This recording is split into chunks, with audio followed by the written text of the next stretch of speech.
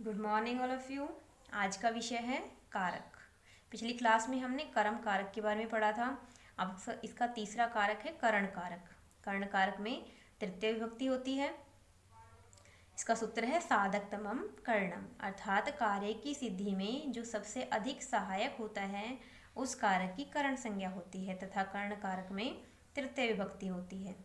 अब जो कार्य करने में सबसे अधिक सहायता देता है उसकी करण संज्ञा होती है। जैसे सरला कलमेन लिखती, सरला कलम से लिखती है, तो उसको लिखने का जो काम है वो किससे पूरा हो रहा है? कलम से। तो इसमें कौन सी विभक्ति का प्रयोग हुआ है? तृतीय विभक्ति का प्रयोग हुआ है। बालकः दुग्धेन रोटिकाम खादति, बालक दूध से रोटी खाता है, तो उसका रोटी खाने का काम है वो किससे पूरा हो रहा है? दूध से। ऐसे इसका पहला नियम है कर्मवाच्य तथा भाववाच्य की कर्ता में भी तृतीय विभक्ति होती है।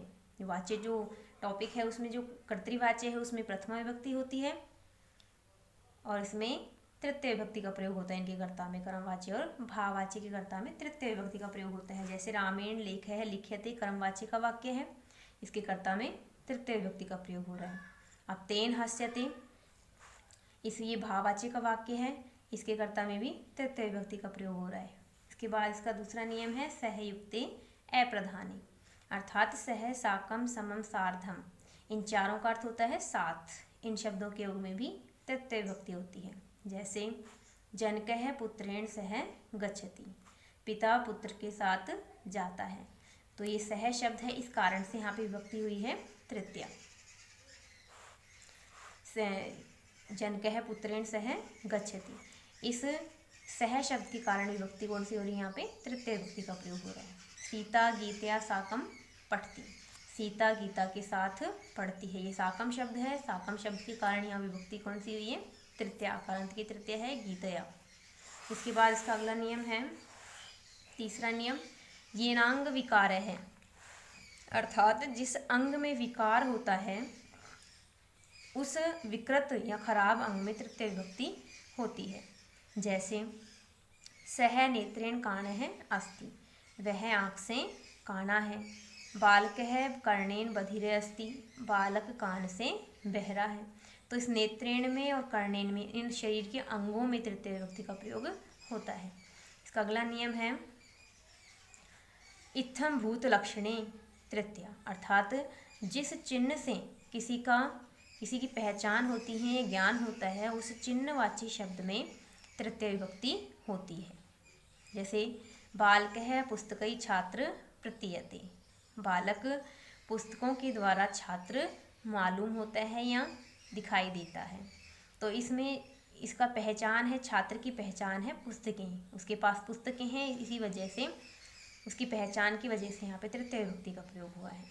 सह जटाभि तापसः प्रतीयते, वह जटाओं से तपस्वी मालूम होता है। तो जटाएं क्या है? उसकी पहचान है, इस पहचान में कौन सी विभक्ति का प्रयोग हुआ है? तृतीय विभक्ति का।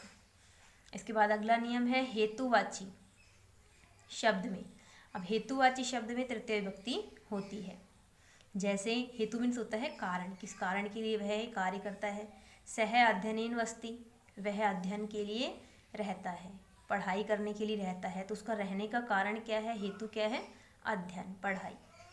विद्या यश वर्धते, विद्या से यश बढ़ता है, तो जो यश है वो बढ़ने का कारण क्या है? विद्या। तो इसमें कौन सी विभक्ति हुई है? तृतीय विभक्ति।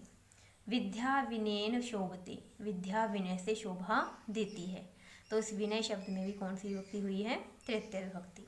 इसका अगला नियम है प्रकृति आदि भ्योपसंख्यानम, जिसका अर्थ होता है प्रकृति। प्रकृति मीन्स होता है स्वभाव। आदि क्रिया विशेषण शब्दों में तृतीय विभक्ति होती है। स्वभाव आदि क्रिया विशेषण शब्द आ जाए तो उनमें तृतीय विभक्ति का प्रयोग होता है। जैसे सह प्रकृत्या साधु अस्ति, वह स्वभाव से सज्जन है, तो उसकी प्रकृति है, उसका स्वभाव है कि वह सज्जन है, तो इसमें स्वभाव में कौन सी विभक्ति हो गई है? तृतीय विभक्ति का प्रयोग हुआ है। सरला सरलतया लिखती, सरला का स्वभाव है कि वह सरलता से लिखती है, सरला सरलता से लिखती है, तो इस सरलता शब्द में कौन सी विभक्ति हुई है? तृतीय विभक्ति। इसके बाद इसका अगला नियम है निषेधार्थक। निषेधार्थक शब्द होता है अलम, मना करना। शब्द के योग में तृतीय विभक्ति होती है। अब अलम मीन्स क्या होता है? मना करना। अब जैसे अलम विवादेन, अलम मीन्स होता है मना करना, विवाद मीन्स होता है झगड़ा, झगड़ा मत करो। अलम हसीतेन, हंसो मत। तो इसमें अलम शब्द के योग में विभक्ति कौन सी हुई? तृतीय विभक्ति। अब शुरू होता है अगला कारक, संप्रदान कारक। विभक्ति कौन सी होती है संप्रदान में? चतुर्थी विभक्ति। इसका सूत्र है कर्मणा यम अभिप्रति से संप्रदानम। इसका अर्थ होता है कि दान कर्म के द्वारा कर्ता जिसे संतुष्ट करना चाहता है वह संप्रदान कहलाता है। और संप्रदान कारक में चतुर्थी विभक्ति होती है कि दान कर्म से किसी को दान देकर उसको प्रसन्न किया जाए तो उसमें कौन सी विभक्ति होती है? उस व्यक्ति में जिसको दान दिया गया है चतुर्थी विभक्ति का प्रयोग होता है। जैसे नृपः निर्धनाय धनम यच्छति, राजा गरीब को धन देता है। तो जिसको धन दे रहा है, जो प्रसन्न हो रहा है, उसमें कौन सी विभक्ति हो जाएगी? चतुर्थी विभक्ति। अब इसका अगला नियम है रुच्यार्थानाम प्रीयमाण है, अर्थात रुच मीन्स होता है अच्छा लगना। धातु होती है, इस धातु के योग में जो प्रसन्न होता है उसकी संप्रदान संज्ञा होती है। अब किसको अच्छा लग रहा है? जो प्रसन्न हो रहा है उसकी संप्रदान संज्ञा होगी। जैसे भक्ताय रामायणम रोचते, भगत को रामायण अच्छी लगती है। अच्छी किसको लग रही है? भगत को। तो भगत में कौन सी विभक्ति हो गई है? चतुर्थी विभक्ति। गणेशाय दुग्धम स्वदते, गणेश को दूध अच्छा लगता है या स्वादिष्ट लगता है। तो स्वद धातु और रुच धातु दोनों धातुओं के योग में विभक्ति कौन सी? चतुर्थी। अच्छा लगना या स्वादिष्ट लगना, जिसको अच्छा लग रहा है उसमें विभक्ति हो जाएगी चतुर्थी। अगला नियम है क्रुद्ध द्रुहे ईर्ष्या असूया अर्थानाम यम प्रति कोप है। इसका अर्थ होता है क्रुद्ध मीन्स होता है क्रोध करना। क्रोध मीन्स क्या है? क्रोध करना। द्रोह मीन्स होता है द्रोह करना। और ईर्ष्या मीन्स होता है ईर्ष्या करना। असूया मीन्स होता है निंदा करना।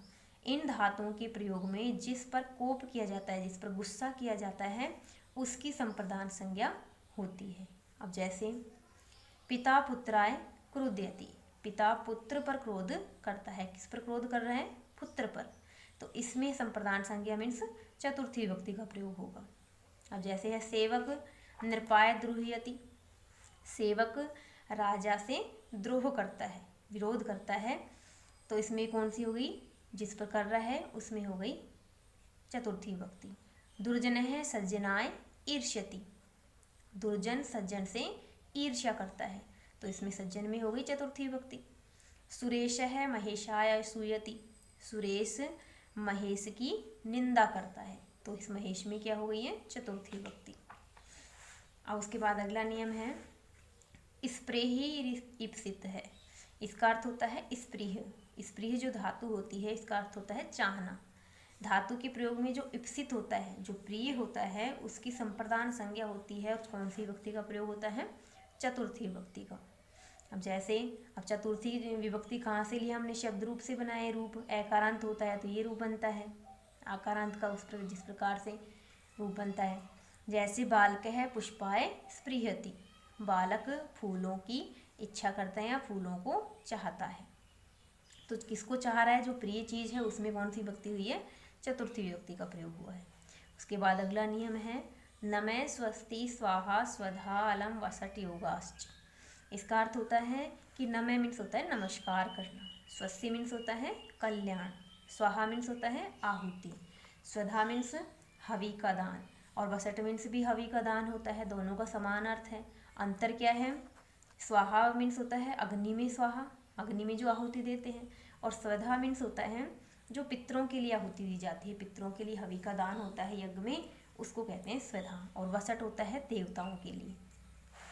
और अलम का मीन्स होता है समर्थ, योग्य या फिर पर्याप्त। इन शब्दों के योग में चतुर्थी विभक्ति होती है। जैसे इसके उदाहरण हैं रामाय नमः, राम को नमस्कार। जनेभ्य स्वस्ति, जनेभ्य मीन्स होता है लोगों का या जनता का कल्याण हो। अग्ने स्वाहा, अग्नि में आहुति। पितृभ्य स्वधा, पितरों के लिए हवि का दान।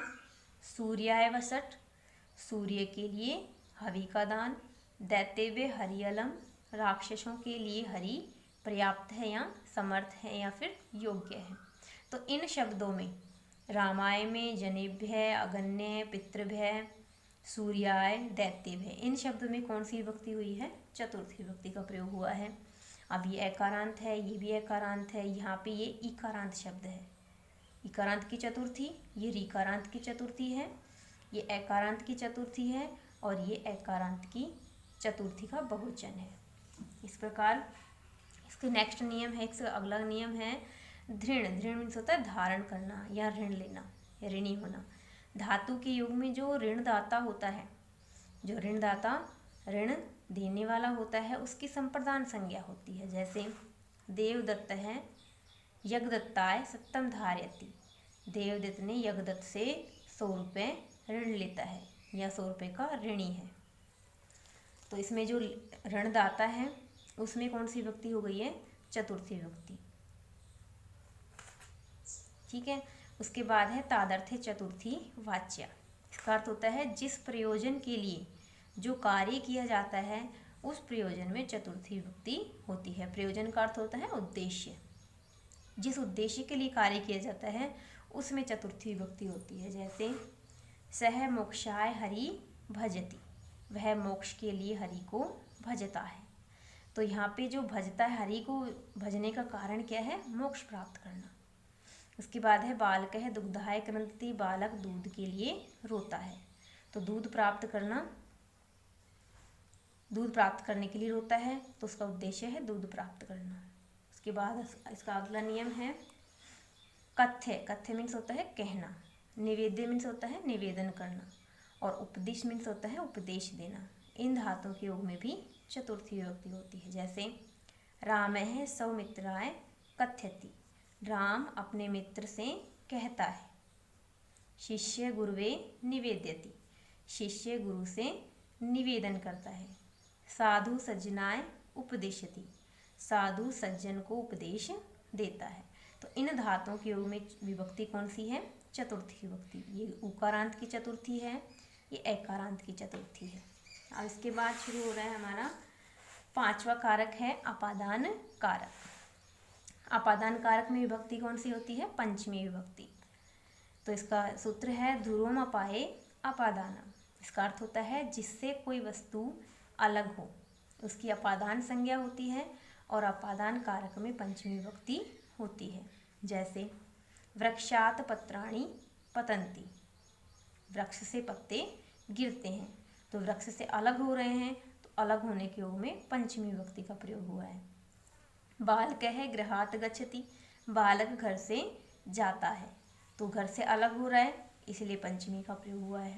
इसके बाद इसका अगला नियम है कि अधोलिखित धातु नाम योगे पंचमी विभक्ति भवति। नीचे जो धातुएं दे रखी हैं उन सभी धातुओं के योग में पंचमी विभक्ति होती है। जैसे सबसे पहली है भी। भी मीन्स होता है डरना। उदाहरण से स्पष्ट हो रहा है बालक है सर्पात विभेति, बालक सर्प से डरता है। तो जिससे डर रहा है उसमें विभक्ति हो जाएगी पंचमी। त्रा मीन्स होता है रक्षा करना। नृपः दुष्टात् त्रायते रक्षति, दोनों क्रिया शब्द ले सकते हैं। राजा दुष्ट से रक्षा करता है। तो किससे रक्षा कर रहा है? दुष्ट से। इसकी हो गई अपादान संज्ञा। जुगुप्सा मीन्स होता है घृणा करना। महेश है पापात जुगुप्सते, महेश पाप से घृणा करता है। तो इसमें कौन सी विभक्ति हो गई? पाप में पंचमी। जिससे घृणा की जाती है उसमें पंचमी होती है। विराम मीन्स होता है रुकना। कुलदीप है अधर्मात विरमति, कुलदीप अधर्म से रुकता है। अधर्म मीन्स पाप करने से रुकता है। ऐसे ही प्रमाद है, प्रमाद का मीन्स होता है असावधानी करना।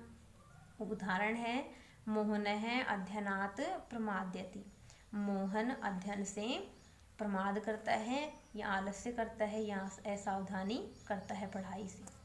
इसके बाद है भू प्रभव निकलना। गंगा हिमालयात प्रभवती, गंगा हिमालय से निकलती है।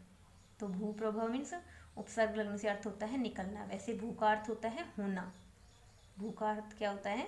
होना होता है, और इसमें उपसर्ग जोड़ने से इसका अर्थ बदल गया है निकलना। प्रभवति। जन मीन्स होता है उत्पन्न होना। गोमयात वृश्चकः जायते। गोमयात मीन्स होता है गोबर से, वृश्चकः मीन्स होता है बिच्छू, जायते मीन्स उत्पन्न होते हैं। जो प्रकृति से उत्पन्न होता है उसमें पंचमी विभक्ति का प्रयोग होता है, और जिससे उत्पन्न होता है वहाँ पंचमी विभक्ति का प्रयोग होता है। इसके बाद है नील। नील मीन्स होता है छिपना। बालकः मातु निलीयते।